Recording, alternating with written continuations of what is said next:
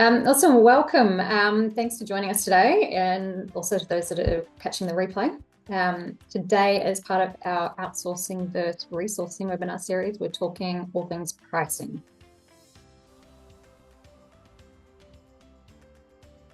So pricing strategies, financial planning, budgeting, evaluating resource costs to help set your pricing for your agency. And with us today, I'm really excited to have Brent Spilkin, also known as Spilly, joining us and sharing his knowledge of helping businesses and their owners develop, grow, and prosper. So now Spilly's helped over 250 organisations throughout South Africa, Israel, UK, Australia, Canada, and the States. And his clients now generate over 3 billion rands worth of annual sales revenue, which for the Aussies here, it's over 250 million. For conversion sakes. If you haven't caught any of the other webinars in our series, I will share the link after today's session, so you can catch up on the replays there. But now, Spilly, great to have you here today. Welcome. Thank you. Good afternoon. A bit about your journey so far and what you've been doing to help other agencies reach their potential. And I'll give you the backstory very briefly. I'm a failed architect. I studied and dropped out, and then in late '94 stumbled into a food manufacturing business, which was meant to be a short-term thing as far as I was aware. And those few months turned into me being in a business for about 17 years. At its peak, we had about 400 staff on the main facility. We packed for all the large retailers and wholesalers and third-party distributors locally. We packed our brand and house brand. But through the journey, I learned a lot about how to run a business. And I had a very smart business coach for 6 years, from about 2000 to about 2006, who really took the blinkers off the way I thought about business. And I saw massive value in what he did for me during that period. And just not that head count is the measure, but over that 6 years, I went from about 30 to about 300 staff. And a lot of that was based on the thinking that was, given to me during that period. So I got out of that business fairly unsuccessfully in 2012. But I always loved my coach's business because it was the antithesis of my business. We had multiple properties, physical distribution, short shelf life and seasonal product, unionized staff, retails, the client, all the things you probably don't want. And here I had a coach who sold these hours, and it seemed quite glamorous. So coming out of that business, which was very stressful, I took off 3 months, started coaching. And I specifically went after the creative industries because I had friends who had started or had owned agencies. And also through my coach had been exposed to some of his creative clients, architects, designers, agencies. And it dawned on me how the more creative the agency owner was, the poorer that they ran their business. They don't like spreadsheets, they don't like sales, they don't like the other things that a business requires in order to be a business. And that stuck with me. Anyway, I took off 3 months, started coaching in the ad agency space, having had zero ad agency experience. And weirdly enough, that lack of experience is actually what set me apart. There's a whole bunch of dogma and belief inside agencies that people learn because they grew up in agencies, that's the way it works. And a lot of that has been disseminated through, generations from, the Ogilvies of the 60s right through to today. Some of that thinking has not left the agency landscape.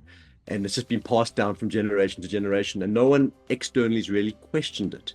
So I found myself in an interesting space where the way I thought about their pricing, the way I thought about the way they ran their strategies, their people, all the elements of the business besides the creative, I add a lot of value just from a process perspective potentially. So I've been doing it now. October was 12 years my birthday anniversary, and still predominantly in the space. Fortunately, post-COVID, I've picked up a lot of work internationally, and what that's done interesting is that it's given me a different perspective in terms of the way people think about certain things in different markets. But weirdly enough, what it has also shown me is that the business problems are the same everywhere. So whether you're an agency in Mexico or LA or Johannesburg, the problems that you're facing are actually very similar. And the models are actually very similar. So, and the human psychology is the same as well, right? So people have the same mental problems. or benefits. So that's kind of what I've been doing for the last couple of years. Again, specifically in the agency space, my client base, just to give you perspective of who I've worked with, I've touched the very large globals, and still do work with some of those. But selfishly, I prefer the owner-run organization, purely because there's less bureaucracy, the change is quicker. We can make decisions and fail faster or succeed faster, and there's just less red tape. So that's kind of selfishly where I want to be, because we can measure success a lot quicker. And a lot of my conversation comes down to the overall business strategy, and then sort of sub strategies beneath that, which is the pricing, the sales, the marketing, the HR, the culture, whatever those are. But pricing is one of those things where it's very mysterious to most people. Like, they just don't know. They don't know what to do and how to do it. And you can read up as much as you want on pricing.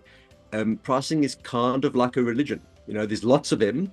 And when you figure out the one that you like, you believe that's the right one, but actually they're all right, or they're all wrong, or wherever you take it from. But there is no right way of doing it. And unfortunately, pricing is often separated from business strategy, and they shouldn't be. They're highly intertwined. The pricing is very, very indicative of what kind of business you want and where you want this business to end up. So that's kind of my background, potentially. That's sort of where I come from. And I think that there's a couple things that you would like to speak about specifically. Maybe let's go through the list. Yeah, absolutely. I know from my perspective, speaking with other agencies, pricing is always something that comes up. We talk about it often and often get the questions, but there's so many variables in place that it's different for every agency. So let's dive into it. So let's talk about the pricing strategies first. Getting that balance between profitability, client satisfaction. What are some of the ways, in your opinion, with working with other agencies, from what you've seen, that agencies can determine optimal pricing strategies for their services, taking into consideration factors like client value, market competition, operational costs, and things? So let me start with a story, and there's a reason why I'll tell the story. It'll make sense at the end. So one of my clients, in fact, two of my clients, but one specifically, belong to this sort of entrepreneurial tourism business where you pay quite a lot of money and fly around the world and meet very interesting business owners in your sector.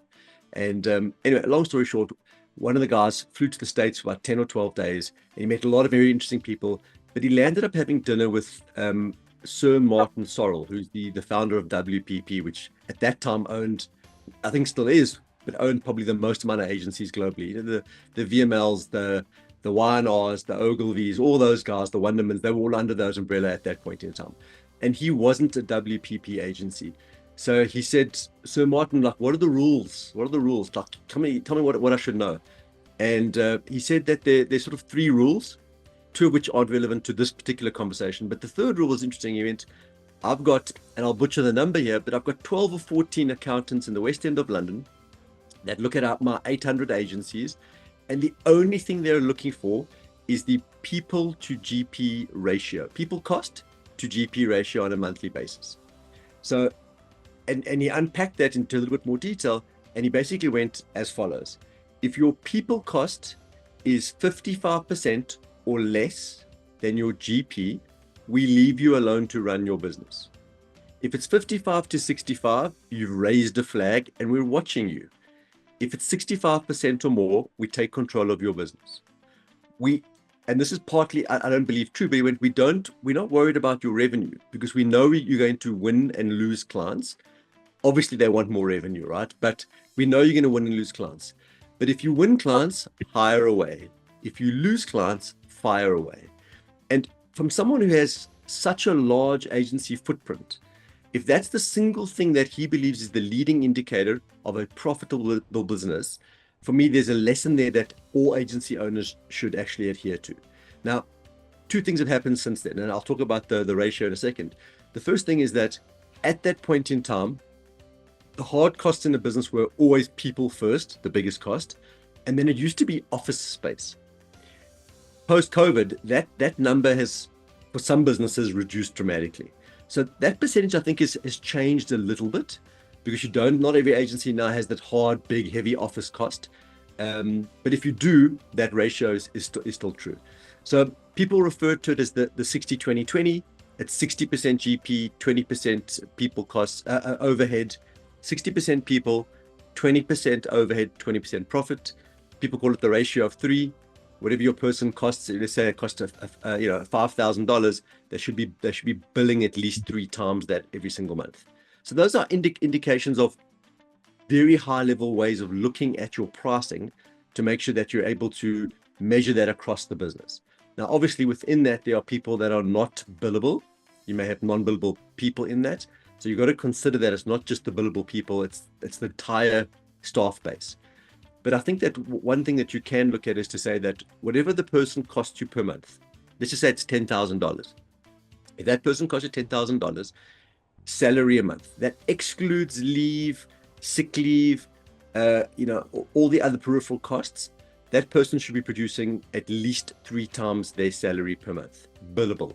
Because the mid, so 1/3 is their salary, the second third is their hard costs such as desk, laptop, software, Christmas parties, all the leaves, all the recruitment fees, all the other things we build into those people.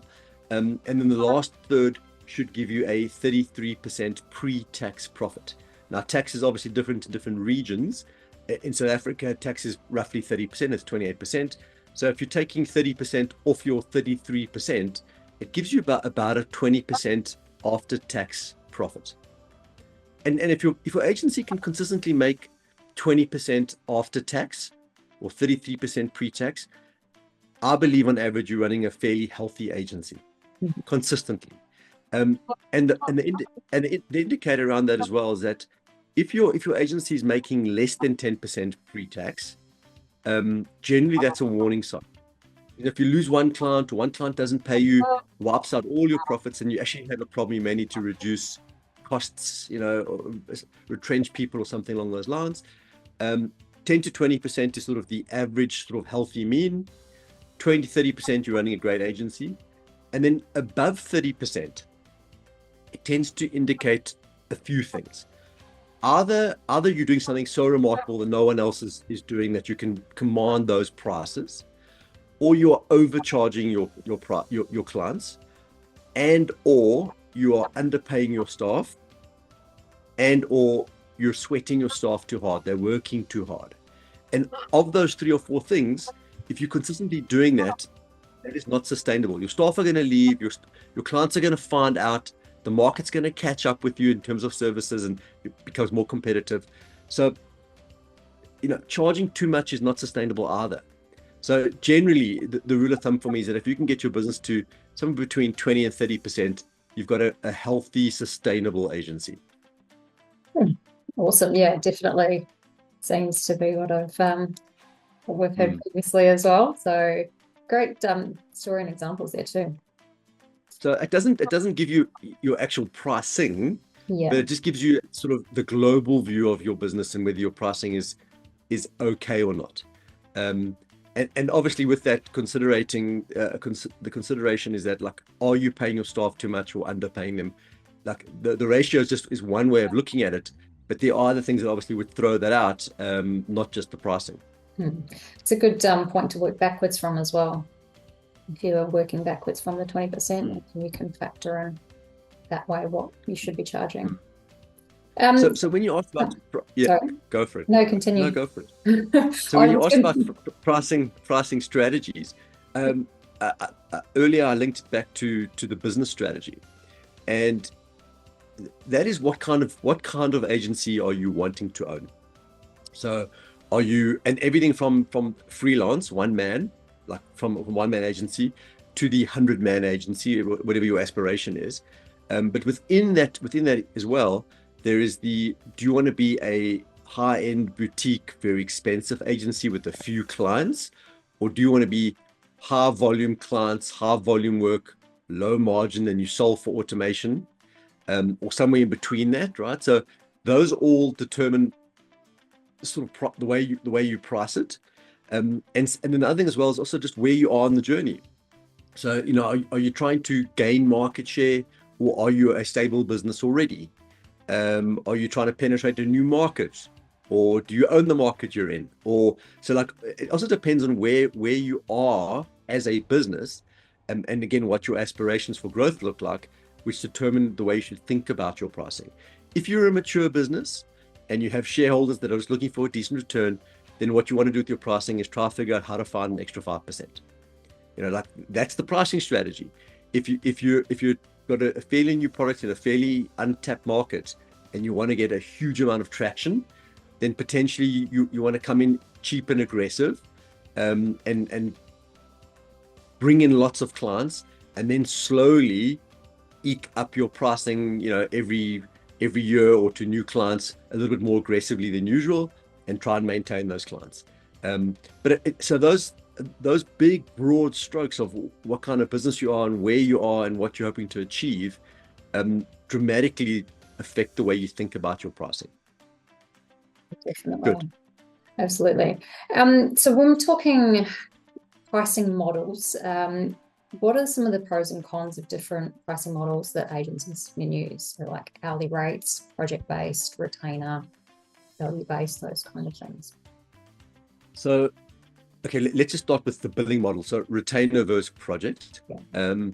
So agencies love retainers because it does give them a sense of stability. They start every month with hopefully covering the overhead. Clients will give you retainers if they want stability as well, and they want to manage you correctly and potentially squeeze you on price up front. But if you look at businesses that have figured out how to survive on project work, they are actually more profitable businesses than retainers. The retainer conversation is, we're going to guarantee you the work, therefore we're getting a better price. There's this underlying assumption mostly, okay? And that's mostly accepted by the agency because it gives them a sense of stability. Where the businesses that have figured out, no, we don't want the retainer, you can give us big projects, project to project, and we'll figure out how to maintain the pipeline of sales in a healthy environment, then I do believe those businesses are generally a couple of % more profitable. But it also comes down to the psychology of that business owner, because some people just cannot live with that.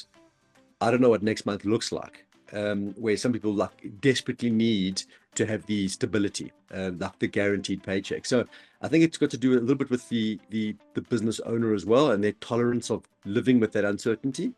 But overall, I would say that most agencies go seeking retainers, and for most agencies that have an always-on service, like digital marketing is generally always on, not very campaign-driven clients, retainers make a lot of sense for both parties. And obviously you can resource against it, you can hire against that, so that's comfortable. I always advise against selling hours. You build in cost in hours and you measure in hours, but you don't necessarily charge hours. Now, unfortunately, some clients want to see hours, and if they want to see hours and you don't want to show them hours, there's a conflict. Otherwise, you've just got to show them the hours or bill in hours, right? Justify it. The problem with hours is you get negotiated on two faults. Firstly, why so many hours? And secondly, why is your rate so high? So we can push you on two faults. And then obviously the other thing as well is that some of the meetings or the other internal meetings or some of the work that you do internally, clients don't see value and don't want to pay for that, even though it is actually part of what you're offering them. So showing hours for account management sometimes can be a real problem if it's specifically hours. Like, why did it take so long? I was on that call. What are you talking about? Like that kind of thing. So I try to recommend output-based or outcome-based pricing versus hours, day, or like that kind of rate. If you're a production business, often it's a day rate or like those kind of rates, which is different. But my suggestion is try to figure out what the outcome is without baking in performance. Unless you are a performance-based agency, it's more around, we will get you to this point and help you achieve your strategic objectives, and he has a price for that. And then we obviously cost it internally based on hours, ideally, and then obviously manage those hours internally is huge. So I would avoid where possible billing hours where possible, and then on certain places like some copy content agencies bill in words. Because like that is the outcome, right? So they're charging X amount per word. Pros and cons very similar to ours, because how long does it take you to produce the word is the question. Are you a fast writer or a slow writer? But then the clients like the fact that you delivered me 1,000 words. I can see it. That's the outcome. I will pay you the price for the 1,000 words, regardless how long it takes. So some clients like that. And some clients can't be bothered to count words. It's too much work for them. So they'd rather pay for the piece. So it does depend a lot on meeting your client. But that also goes back to the strategy of your business. Because what you're looking for here is that most business owners, most agency owners generally don't get more than 20 to 30 decent clients in their business. Like generally, there are exceptions where they're clients of mine with hundreds of clients like that, but they've built their business like that. But most more traditional agencies tend to get 10 to 30 clients on their books. So they're not high volumes. If that's your business, you want to have 10 to 30 clients that you actually like to work with. They aren't going to nitpick every single word that you produced or every hour that you're claiming. So part of what you want to be doing is that your marketing strategy will talk about the way in which you work and the way in which you bill, and hopefully that will attract clients that want to be billed like that and want to work with you in the same fashion. So pricing also goes into your marketing, because you want to make sure that the way in which you want to bill suits the kind of clients that you want to attract. Does that make sense? Yeah, definitely. Difficult when you're starting a business, because you sort of take everything you possibly can. But as the business matures, you realize certain clients are a problem because they want to see under the hood and you don't necessarily want to show them. So try hold on to that as tightly as possible, like not revealing the hours, the back end of what's going on there. And then again, just in terms of your pricing, it also depends whether you want to be an economy-based product or a premium-based product, like in terms of the agency, regardless of size. Okay. If you're doing interesting stuff, I mean, obviously at the moment there's a lot of the AI conversation going around, figuring out the AI piece. But the agencies that are using AI but actually selling AI, as opposed to going, we produce in AI, those people are currently, I would say, skimming the market, which is a term for charging a lot for actually quite a poor product, but being first to market. So no one else has got it. We know what we're doing. It's not a wonderful solution yet because it hasn't actually matured, but because no one else is actually offering this, we can get to charge a lot. That eventually will have to go back into the scale of economy to premium at some point when the market matures. But the other thing as well, what you might find is that businesses that grow really, really quickly actually have a very high quality product and service and charge low rates. And they penetrate a market very quickly. And if you can maintain that, wonderful. And then also decide later, do you want to move up into the premium models or the economy models of pricing? So that's kind of the way I would think about it broadly.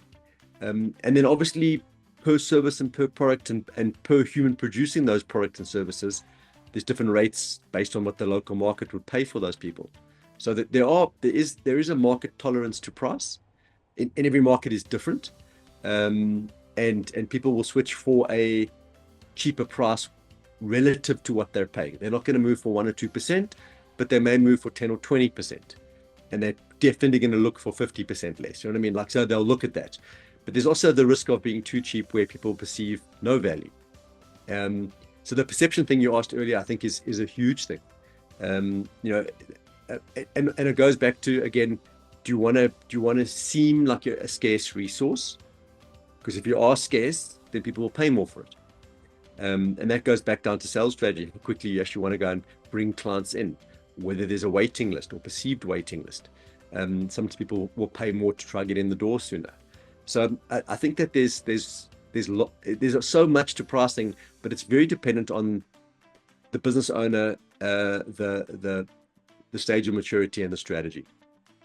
Yeah, absolutely. And perceived values, a very big thing there. You can create what you want to, basically. And Leanne, every market is a pyramid, right? There's thousands of small businesses at the bottom that will pay very little. Your job is to try and, my job is to try to climb up as high the pyramid. Someone will always pay more. but fewer people will pay more. But there will always be someone that will pay more, right? And they pay more for different reasons, whether they're paying more for ego or they're paying more for competitive nature, whatever reason it is, they pay more. Someone will always pay more. So I do tend to think that unless you are like very I don't know, determined to build a high volume, low margin business, which is the wonderful businesses when you lose a client, no one even notices. Unless you're determined to do that, obviously you don't want to be in the middle. You don't want to be sort of like neither expensive nor cheap, because then it's like, where are you positioned? You want to be top end in premium and seen as that, or you want to be sort of high volume at the bottom. Good advice there. So how can agencies negotiate favorable terms with clients, getting better deals when sorting out their projects or larger projects in particular? So, look, I mean, negotiation is a different topic completely in terms of the skills for negotiation. But what you find is that the term is give and take in a negotiation. So you always need to be clear that if you go to the market and go, I'm charging X, and the client goes, but I want it for X less 10%, that's giving, right? But what are you taking back? So you need to make sure that you know what you can take back. So take back is either scope of work, so we're reducing the volume, or we're reducing the turnaround, or we're increasing the turnaround time. So you're not going to get it so quickly. Or we want better payment terms, like a bigger deposit up front, or you pay us on the 7th of the month or the 30th of the month. So if I'm giving you something on price, I want some other benefit back. And those are kind of the tools that you've got, right? So it's either the volume or the turnaround time, or how you pay us, or access to senior people might be reduced, or like there's got to be things that you can negotiate with. It's important. But ultimately, you need to know what your hard ceiling of we walk away from a client is. And unfortunately, whatever you think that is, it's probably a little bit more than that. Because when you're in negotiation, you don't actually know what kind of client, specifically for new clients coming on, you don't really know how they're going to behave, how demanding they're going to be, how much scope creep there is going to be. So even if you're looking at like your ratio 3 and going, oh, on paper, we're going to make 3 times here, we're fine. Most likely over time, you're going to land up conceding a lot and reducing margin. And then also it's understanding the kind of people that you're dealing with. So if you're looking, I'll use an example. If you supply retailers culturally as a business, excuse my language, screw suppliers. Okay, that they're built to go, day one, you look profitable. And over the next 10 years, we're systematically going to take a couple of % out of your margin through rebates and promotions and paying you late and payment terms and all kinds of other incentives. And we slowly get a claw away at your margin, right? Unfortunately, that's built into their business, and it's pervasive across all suppliers. So whether you're an agency or you're supplying tomato sauce, the same approach often is slapped across all suppliers. So if you're dealing with a retailer, understand that on paper today you look profitable. Call me in 2 years and you're going to realize there's no margin left, right? So that's the one. If you're looking at high-end luxury goods suppliers, 1 or 2% doesn't make a difference to us. So we're not going to go out here and screw you on price. So also understanding who you're dealing with as an organization and whether that organization is geared to systematically reduce your pricing or not. Because if you come in tighter up front and they are geared to reduce your pricing, you're going to start losing money quite quickly. Part one. Part two, I think that if you're negotiating a retainer up front, you probably want a 3-month hard stop review to go, cool, we understand this is what you think you need from us, and this is what we think we're going to give you, and we're going to work through the first 3 months. But then we're going to regroup, and I'll put this into the contract, regroup after 3 months and understand, actually, you need way more from us or potentially way less from us, or it's way more demanding or way more complex. And we have a chance to review our pricing with you at that point. And the client is aware of that up front. So there's a little bit of wiggle room in the beginning to try and renegotiate pricing should it be unreasonable. Not every client will agree to that, but if you can bake that in, that helps. Awesome. So a strong financial foundation is crucial for the success of any business. One of the biggest challenges that digital agencies face is forecasting revenue and expenses and things like that. So what are some of the common mistakes that you see agencies make as well, and how they can afford them or avoid them, sorry. Avoid additional costs. Well, so I mean, there's the famous saying, you know, keep your money for a rainy day. And we had a rainy, I don't know, 6 months in COVID. I think a lot of people learned a lot of lessons. Weirdly enough, not digital agency. Digital agencies generally all did very well through that period. But the idea for me is that you should review your overheads on a quarterly basis. So overheads means that if your sales go to zero tomorrow, what does it how much does it cost to keep the lights on every single month? So that's your salaries, your rent, your internet, your softwares, your insurances, whatever those things are that are there all the time. And quarterly, because that may change on a quarterly basis, the target is to try and keep at least 3 months overhead cash in the bank outside of the actual trading bank account.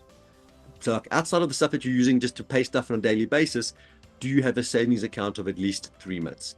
Now, again, the psychology of this is interesting because some people go 3 months is not enough. I need way more because it doesn't give me a sense of comfort. If you go one client, yes, you need more than 3 months because one client will go to zero very quickly. If you got 100 clients and you lose a few, you're still okay. So 3 months in that scenario is better. So psychology recommendation, if you're unclear, 3 months cash holding in the bank. However, having said that though, is that if you're aggressively growing your business and you're not risk averse, then potentially what you want to do is you want to take that 3 months and spend it. Hire more people, hire more sales and business development people, spend more money on marketing, like do more to grow the business. And you can spend that money to hopefully fuel that fire, give the business some oxygen. But not everybody can live like that. And then obviously there's the extreme, which is go and borrow money for growth, which in agency landscape is not very common. You don't often, you may need an overdraft facility for months where your clients haven't paid you and you've got some salaries to pay, or you might be doing December bonuses and you need a bit more money that month potentially. So people will live with a little bit of like flexible debt. But I'm talking about going to actually raise money to launch a business and actually get it going. Not very common with agencies. But having said that, if you look at like the tech business model, they often lose money for the first couple of years while they're acquiring growth and acquiring customers. And then they figure out how to make those customers profitable. I've seen agencies do similar things where they come in relatively cheap, break even, sometimes a loss, and aggressively dominate a particular segment of the market. And then over time, once they've got stability and they've built credibility with the clients, they systematically start increasing pricing or changing the way they're billing and make a bit of money.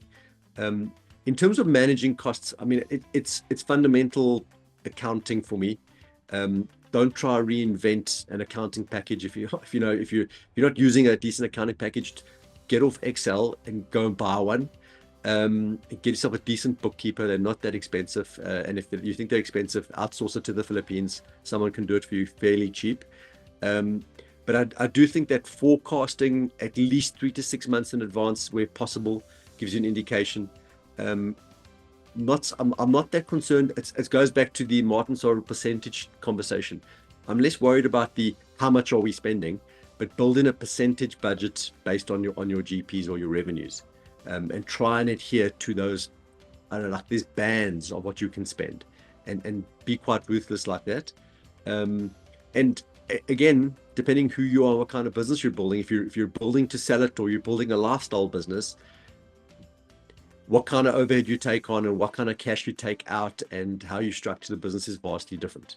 If you're building it to sell it, you want to keep this thing as lean as possible, as profitable as possible for as long as possible, realistically. Where if you're building a lifestyle business and you're going, I just want to work a couple of hours a week or a couple of hours a day and make a decent-ish salary, but I'm not really selling it, and then there's a bit more fat, there's a bit more space to play. So again, what kind of business are you building determines the way you think about your finances and specifically your pricing. Yeah, definitely. Sorry. Any tips there on how agencies can balance short-term profitability with that longer-term growth strategy? So very often within a business strategy, again, depending on the maturity of the business, it's a phased approach.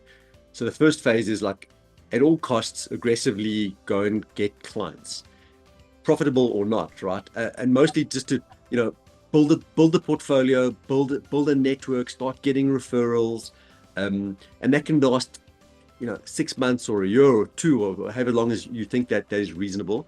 And then you want to start getting, slowly but surely, with a bit of credibility, better quality clients that will pay you more for your services. And again, I think that the confidence that someone gets with their business grows over time. That you very often see that someone will charge X for a service up front, and then over time very quickly realize it's way too cheap. Not that it wasn't profitable, but way too cheap. And for the same service, we can charge way more, either to the same market or another market. And again, I'm not sure where the client base that you service are, but in South Africa, fortunately, our rand is very cheap compared to the Aussie dollar, the Australian dollar, the pound, and the euro, and the dollar. So a lot of guys here are looking to offshore services. So same service at a slightly higher price, because we are deemed cheaper than the local market. So again, you can be quite profitable fairly quickly, even with a fairly copy and paste kind of service. Nothing really remarkable about it, because the other markets will pay you more. So again, depends where you're selling as to how you price it and where you find your profits. But it also comes down to the business owner. What you'll find is that when I find 20-year-olds starting a business, and they don't have the pressure of, I have a wife, 2 kids, the picket fence, and private schooling, they're okay not to be profitable for a while, and they can burn more hours because they have the energy to do that, and not have any other commitments. Where when you find the 35-year-old woman who's just got 2 kids at home, who's running an agency, this business has to be profitable. So again, that affects the pricing, because they won't take on less profitable clients or take risk, because they can't take risk depending on where they are in their journey personally. So it's a complex thing depending on the human, right, as well. And that's different for corporate, because corporate just has shareholders going, give us shareholder return. Like, they don't care about the human who's running the business. It's more like, give us the profit and show us the growth.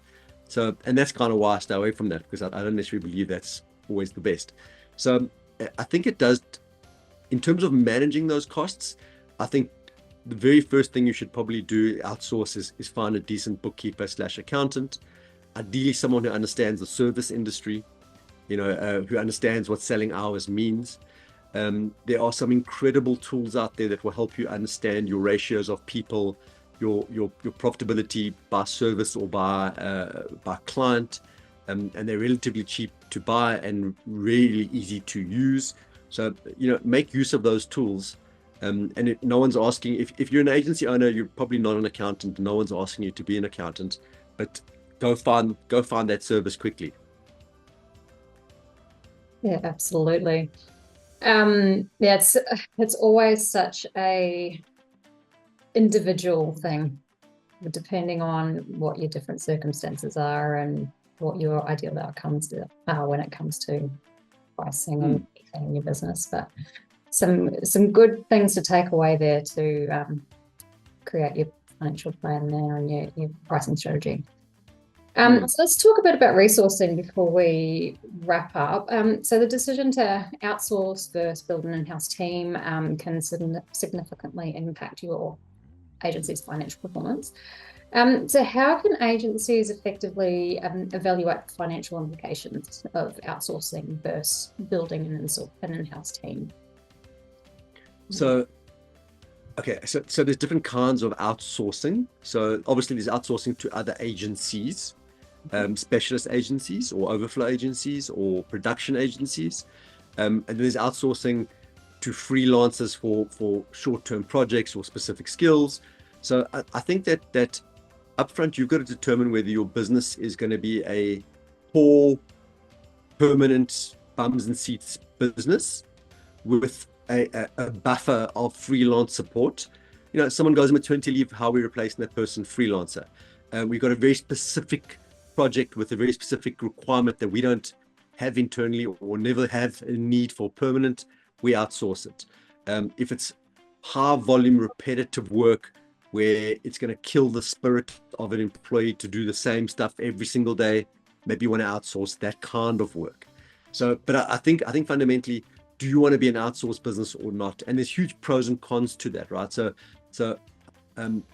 the pro is if it's your staff, you can probably get more from them, because you can ask them to go make you a cup of coffee and collect the post, right? Like, so you can do more from them than you could from an outsourced person who has a very particular scope of work.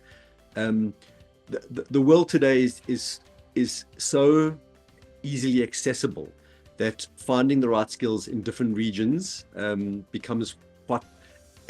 You can always find someone cheaper somewhere else to do the work than where you are. Specifically, if you're in a large first world city, you'll find that outsourcing outside of those regions becomes a viable option for you. And then also it depends on why you're outsourcing. So an example is that locally here, there's a Shopify agency that produces Shopify e-commerce sites. They have got someone on the east coast of the States and someone in Singapore. So they do 8 hours in South Africa of work during the working day. At 3 p.m., they hand off to the East Coast, the same piece of work. That person does 8 hours of work. That person hands off to the Singaporean resource who does 8 hours of work. And within the 24 hours, they are producing 3 times as much work than the other agency. So their USP is not price, it's we can do it quicker for you. So that's an outsource model specifically to accommodate the USP as opposed to just any other reason for outsourcing. We will turn around your site way quicker because we work 24 hours a day. No one else can do that, right? So no one else, but few people are doing that. I do think that having a core team internally, and core is often the non-creative, right? So project managers, account managers, finance, sales, marketing, possibly a head of creative or a head of strategy or a head of whatever the service you're doing internally, and then everyone else, the production end, outsourced is a very viable model. I got a client here who calls it the Hollywood model. It's like, when you make a movie, you bring everyone together and the movie's finished, everyone goes apart, that kind of thinking. So there is no permanence, but it's very specific. For a client, the big benefit of outsourcing is that when you come to me with a particular problem, as opposed to going, well, who's the best person we have in the room for you? We can go, who's the best person in the world for this particular problem? And often you can get much better people that way. So it does depend on what kind of business you're in. Obviously, if you're in the high volume, low margin business, it then does make sense to outsource to other regions where they can just produce we need 300 banners and 500 social posts. Great. Get someone else to do that. You know what I mean? Like, so that makes a lot of sense for agents to outsource that. Because that is very much the always on stuff where you can always make money on the more intense strategic elements of an agency, like the consulting parts. I'd probably try and keep that internally. Yeah, absolutely. That's what we find at Globital is takes away the grunt work from the agency, that leaves them to focus on the strategy, the client relationship, all of the more important things that they should be focusing on to grow. They don't have to worry about the repetitive side of things. Cool. Awesome. Thanks, Spilly. That's been awesome. Anybody have any questions about anything we've covered today? Feel free to raise your hand, drop it in the chat, or unmute yourself and say hi. No, awesome. Okay. One thing I wanted to ask, you said you would tell a story about why you're called Spilly. Oh, right. Well, my surname is Spilkin, and I was called Spilly at school. So that just became Spilly. And then I was a very early adopter of Twitter, very early on, like, you know, the first sort of platform I really got onto. And weirdly enough, Spilly with two L's was taken. And it was taken by someone who had actually passed away. So by the time, so they had registered the account, I want that had taken it, and I actually reached out to someone. They went, sorry, like, we're not giving it away because, it's the person that's passed away had said their account. So I landed up picking Spilly with three L's, and then I landed up using the three L's as part of my, when I do public speaking, I used to talk about, like, listen, learn, and leverage, or listen, love, and learn, and like I use the L's like loosely depending on who I'm speaking to. But a lot of people actually call me three L's. Like, it's become a point people actually go, hey, three L's, how's it going? So it's become a little bit of my brand now, and it's all over, and it's stuck. Awesome. That's a good story. So if anyone wants to find you, they can catch you on LinkedIn. LinkedIn, Brent Spilkin, or Spilly with three L's, all over the place. All the social handles are the same. I'm easy. Someone said once, I'm easy to reach, hard to find. Easy to find, hard to reach. Sorry, get on around, right? And that kind of suits me because I am a limited resource for sure. Absolutely. I will get all of your links out to everybody after the session, so they can get in touch if they want to chat with you further. If anyone wants to chat to us about resourcing with white label services to help with pricing models, I'll drop the link for that as well. But thank you again so much, Spilly. It's been a pleasure chatting to you. A wealth of information. Good. Well, I appreciate your time. Thank you so much. Cheers then. Bye. Bye.